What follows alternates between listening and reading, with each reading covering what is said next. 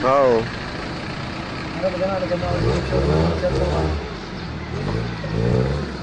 Mura na natin kasi yung mouse.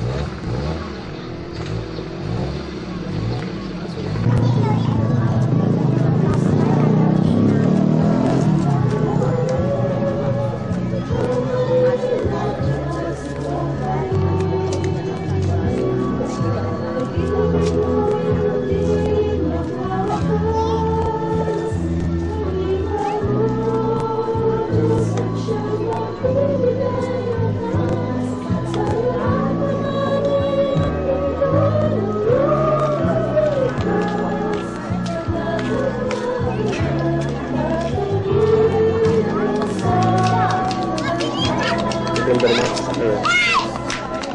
Puro mga ano, Chevron eh.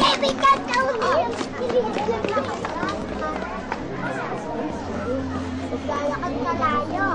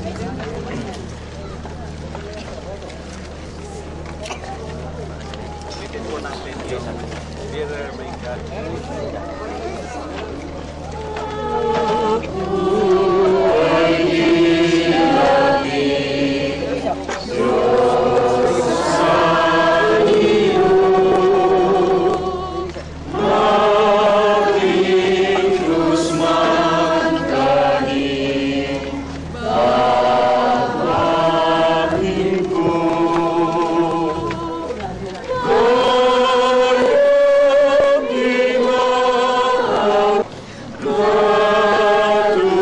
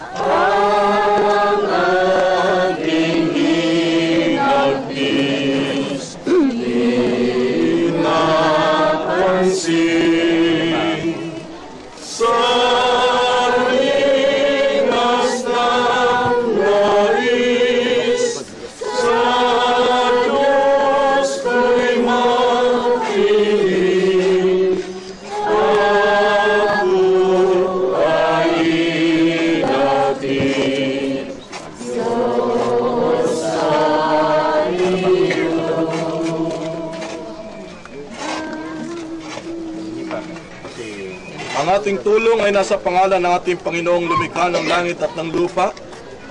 Gaya ng isang ama na nahahabag sa kanyang mga anak, gayon ang Panginoon na nahahabag sa kanila na nangatatakot sa Kanya. Sabihin ninyo sa kanila na may matatakuting puso, mangagpalakas kayo, huwag kayong matakot. Narito ang inyong Panginoon ay paririto at ililigtas niya kayo. Sapagkat ang kahabagan ng Panginoon ay mula sa walang hanggang sa walang hanggan sa kanila na nangatatakot sa Kanya, at ang Kanyang katwiran ay hanggang sa mga anak ng mga anak. Sapagkat ang kaluluwa ng ating kapatid ay tinanggap na ng makapangyarihang Diyos, ating ang itatagubilin ang Kanyang katawan sa lupa, sa maluwa nating pag-asang kung paanong pinaglay niya ang larawan ng tagalupa. Kaya hindi naman natataglay niya ang larawan ng tagalangit.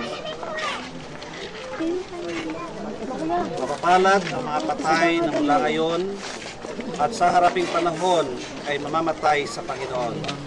Oo, sinabi ng Espiritu upang sila ay magpahingalay sa kanilang mga gawa at ang kanilang mga gawa ay susunod sa kanila. Tayo po ay minsan pang manalangin. Makapangyarihang Diyos, aming amang mapagpala sa lahat, aming patuloy na itinatagubilin sa iyo ang aming magulang na iyon ang kinuha at nakatapos na ng kanyang lakbay. Nagpapasalamat kami sa kanyang buhay na naging pagpapala at patuloy na maging inspirasyon ng bawat isa sa amin. Salamat sa iyong kabutihan at sa iyong katapatan na ipinadama sa kanya at sa kanyang buong sambayan sa buong panahon ng kanilang mga buhay. Ngayon siya ay umuwi sa iyong piling. Tanggapin mo siya, O Diyos, na may kagalakan at patuloy na pagkutin mo siya diyan sa kabilang buhay. Samantala, aming itinatagubilin sa iyo ang kanyang mga naiwanan, si Tatay, na mula ngayon, Panginoon, ay hindi niya nakakasama. Dalangin namin, O Diyos, na patuloy na bigyan mo siya ng kaaliwan, kalakasan at inspirasyon upang lalong magsikhain ang buhay na iyong ipinagkatiwala sa Kanya ay magamit niya sa kapurihan at kalulutian ng iyong pangalan. Gumamit ka ng mga anak mo na magbibigay ng kaaliwan sa Kanya sa panahon ng Kanyang kalungkutan. Pagpalain mo ang Kanyang mga anak, mga manugang at mga apo na may kadalamhatian. Patuloy na isugo mong iyong banal na Espiritu na magbibigay sa kanila ng kalakasan sa panahon ng kanilang pamumuhay. Tulungan mo sila na patuloy na magbuklod ng iyong pag-ibig na siyang